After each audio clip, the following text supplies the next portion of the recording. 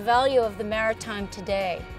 I think few New Yorkers realize that everything they eat, wear, drive comes to our harbor by ship. We're sitting on the Tug Pegasus in Morris Canal, and we are literally up the creek. The tugboat is all engine and crew, and that's it. And it assists other vessels that don't have their own power. A barge is a vessel that has no motor. It carries usually some type of cargo. The Tug Pegasus was built in 1907. She was part of a pretty big building campaign on the part of Standard Oil of New York. She was one of 4 sister boats. She was the first built. When I first got the barge in 1985, I got it for $1. It was built in 1914, so it had served a pretty long life working for the railroad. I was so surprised when I found that New Yorkers were not very aware of their water, and they live on an island. I think it's the challenge of the tug and barge to kind of pioneer paths back to the waterfront. So we kind of try and put them together. And the tug and barge go really well hand in hand. It's kind of like 1 + 1 = 3.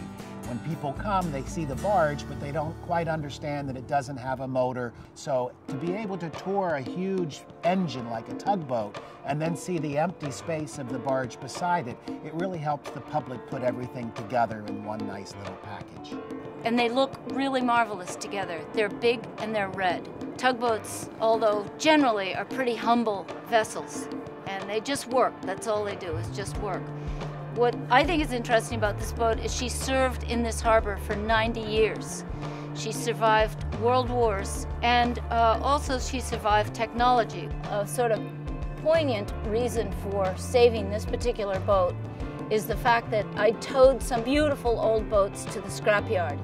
And I always felt that some of these things should be saved because of how beautifully they're made. People don't build them like that anymore. We have several programs engaging people in maritime.